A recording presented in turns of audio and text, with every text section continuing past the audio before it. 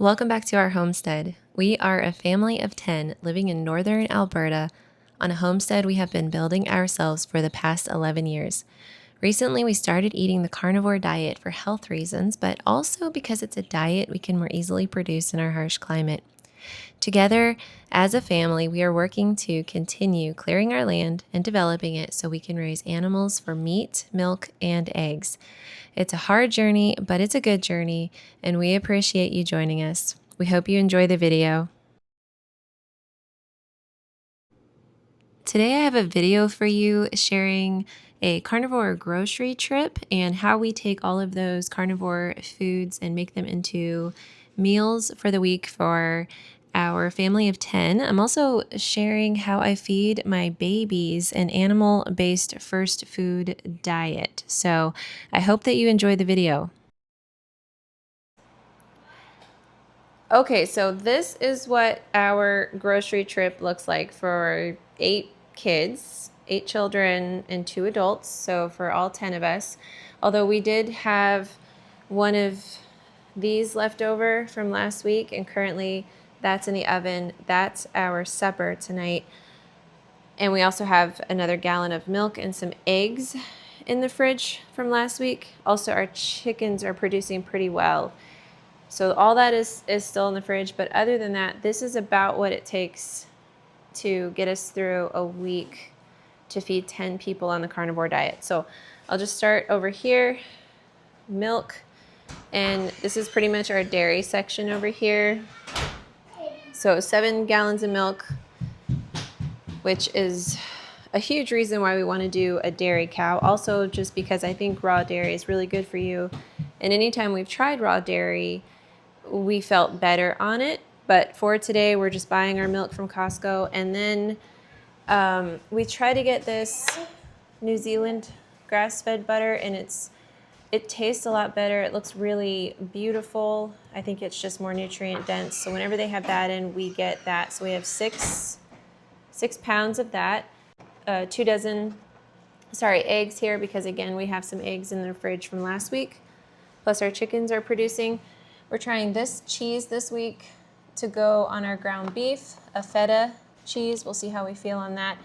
We don't normally buy this, but Jeff wanted to try something different. He wants to try, some people who eat carnivore do okay with avocado. So we're gonna try that. It's just avocado and sea salt. It doesn't have onions or anything like that in it. We've got squeaker cheeses, some cheddar cheese, Gouda slices, and then just plain Greek yogurt, 2 of those.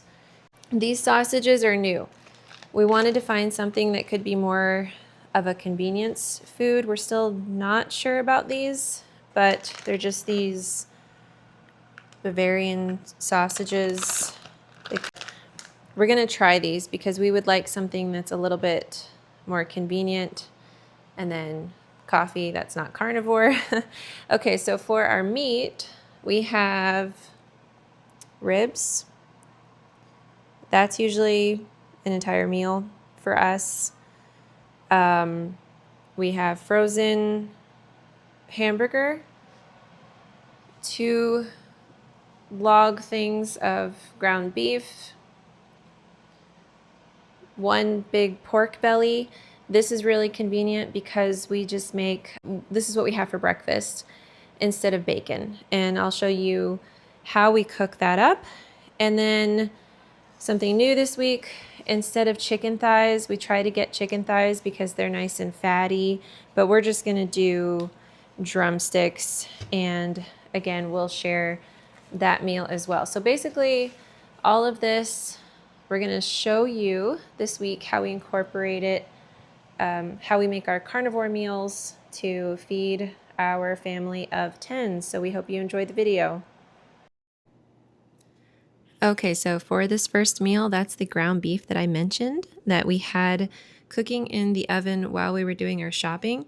And one of the first tips that I have is have 8 kids and learn how to work really fast, just like this. I'm just kidding.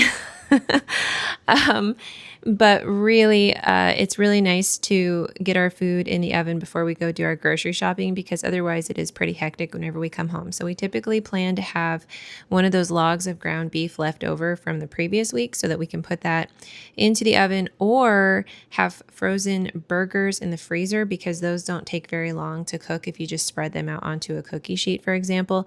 But this meal is really easy because carnivore itself is so easy. I would say the most challenging thing with carnivore is just trying to fit it into a really tight budget. And I actually have another video talking about that. But for this video, I'm just sharing what we ate this week on the carnivore diet. So really easy. You could just cook up all this ground beef and eat that with some butter and making sure that you're getting enough fat. But for us, we did carnivore bowls. So it's just this ground beef with lots of fat. We also did that feta cheese that I showed from the grocery trip, crumbled that up, put that on top, lots of salt. And then we're trying this avocado for the first time this week because we just wanted to have a little bit of a variety and flavor.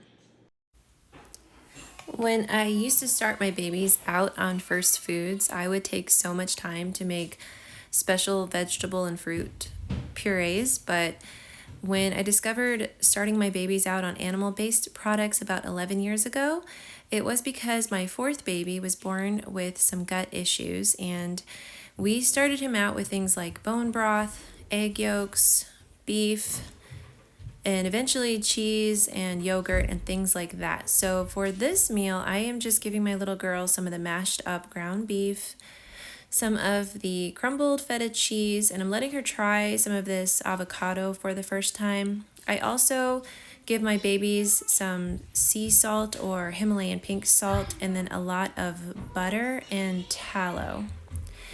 And that was our meal on this night. I'll just show you what our bowl looked like. And that was our first ground beef meal. Okay, so this is how we prepare that pork belly. Jeff has been doing this for me. He just puts it into these glass dishes, salts the bottom of them, and then he salts the top of it. And I think he said he cooks it at 275, so pretty low, for about 4 hours. And then this is a typical breakfast for us. It's some cheesy eggs with some ham cut up into it, and I will just mash that up and give it to my baby with a little bit of yogurt. And here's what the pork belly looks like all cooked. And we just cooked this the first part of the week so we can cover these dishes, put them in the fridge, and then we pull those out to slice up later, and I'll show that. I did finally find some pork rinds that don't have a bunch of other stuff in them. These were really simple. It's just lard, salt, and pork rinds, and I gave those to my baby, and I have never given my babies pork rinds before. This was a first, but I crumbled it up and it kept her busy for a while, and she seemed to really like them. So that's just a tip there. I just make sure there aren't any hard parts in it. Just make sure it's sort of the softer parts of the pork rind. Okay, so this is the drumsticks. Now we have been buying chicken thighs because chicken thighs are nice and fatty, and we always try to make sure that we are getting a good ratio of fat to protein, but we were getting kind of tired of it, and our kids love drumsticks, so we decided to try them this week. We also had some condiments on hand, so we decided to make a barbecue sauce, and we did some with this homemade barbecue sauce and some with just some plain salt and pepper drumsticks. I think we're going to start letting the sauces go, though. They do not sit well with us. They aren't really carnivore, but we have the stuff in the house, so we're going to use it for now. And I just took a plain drumstick, chopped it up, and gave that to my baby with some cheese. Now here's that pork belly. I know I'm kind of going back and forth, but we prepare food between meals throughout the week, so I just sort of had to film as we were preparing. This is what we do with that pork belly. It's been in the fridge. We're going to slice it up and fry it. And for this breakfast, we paired it with some muffin cup eggs and Lucy's Hollandaise sauce. I have shared that recipe before. I'll try to remember to put it in the description of this video. But I'm going to move on to another ground beef meal. This is a meal we've shared before. It's just a bowl of ground beef with some cheesy sauce that we make in the blender and some yogurt. And I just mashed that up and gave that to my baby as well, and she really loved that. We also we'll add a heavy dose of salt and butter to these meals. Again, just to make sure that we're getting enough of that fat and protein. Okay, I wasn't sure about putting this in the video. I didn't know if it would be too much, but it is something that we have started doing on a regular basis on Carnivore, and that is taking this Lugol's iodine. The brand that we take is J. Crow's Lugol's iodine, and I will just give my toddlers a drop or two and my older kids 2 to 3 drops, and Jeff and myself 3 to 4 drops every day. Before we ate carnivore, we took a lot of supplements that we really could not afford. Since eating carnivore, because it's so expensive, I've had to eliminate supplements. But I think that eating meat is highly nutritious, all of those rich amino acids and bioavailable fat-soluble vitamins. So I don't actually think supplementation is important on carnivore diet because you're getting it in your food. However, iodine is so important, and unless you're eating seafood, you're not getting it. I have a podcast by Dr. Elizabeth, I think her last name is Bright, and I will link that in the description of this video. It's really informative. She talks about iodine and a high-fat carnivore diet. The only other supplement I'll just mention briefly that I personally take is a prenatal or postnatal multivitamin and mood vitamin. It's something I tried to wean myself off of and I did not feel very well, so I do continue to take that. I am affiliated with them, and I will leave a link to their website in the description of our video for anyone who might want to take a look at those. But mostly for us, it's iodine and then vitamin D3 in the winter. So just wanted to share that. Now I'm going to move on to the ribs here. Sophie was browning some butter because we were going to put some of that homemade barbecue sauce on these, and we just did not feel well after eating the chicken with the barbecue sauce. So we decided to opt out. And instead, Sophie browned some butter because on carnivore, whatever you can do to make it taste delicious is basically what we're doing. So browning the butter before slathering these ribs in it just really improved the flavor. And then Jeff put some salt and pepper on, and then we baked those for this meal, and I'll show that meal in a little bit here.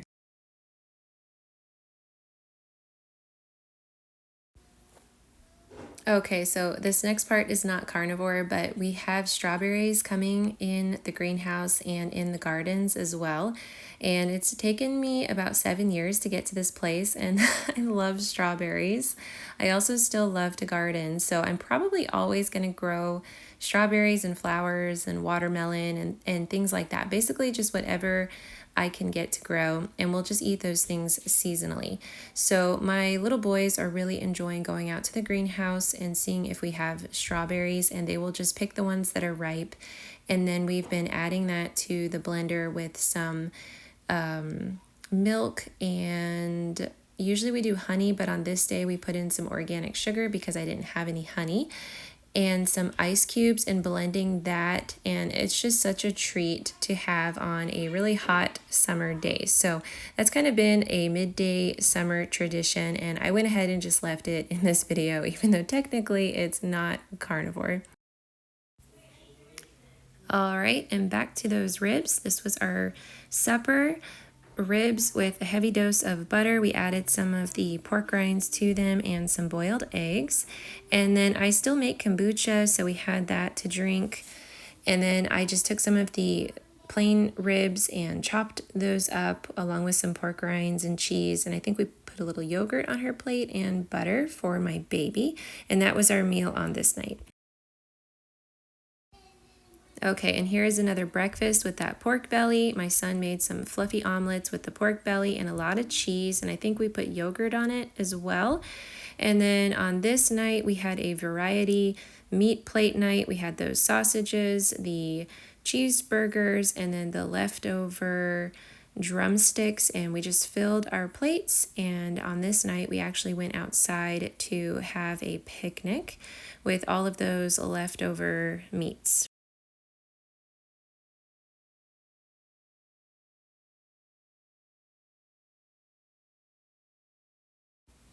Okay, the last meal. Now, something that I used to do before we were carnivore is at the end of the week, I would put everything into a big pot and make like a bean soup or stew, something just really nice and thick, maybe some rice in it or pair some sourdough bread with it. But obviously, we don't eat like that anymore. So, this is sort of an inspiration from when I used to do that. And Jeff actually put this together and it was so good. So, he's just putting in all the leftover meats, the pork belly, the cheeseburgers, the sausages, and he's just putting it all into our cast iron Dutch oven. And then he poured in all of the drippings, the gelatinous, like kind of leftover pan drippings from cooking the pork belly, and then salted it really well and added in some water, covered it, and put it into the oven and just let it cook down like you would a lovely fall stew. Okay, so one final thing with this lovely carnivore stew. When he took it out of the oven, he added a block of cream cheese and just mixed it all around really well. So it was this nice, creamy, cheesy carnivore stew. It was probably the best stew I've ever had. It was so delicious, although we aren't really sure about these sausages. We think they may bother us, but this is definitely a stew that we're going to start putting into our rotation. Maybe we'll try some other sausages, or maybe we'll see about making our own salt and pepper sausages. I'm not really sure, but it is a great way to use up those carnivore leftovers. Make sure that you are consuming all of them and nothing is going to waste. All right, so that's it for this video. Thanks so much for watching. I hope that it inspires you on your own carnivore journey and that you guys enjoyed the video.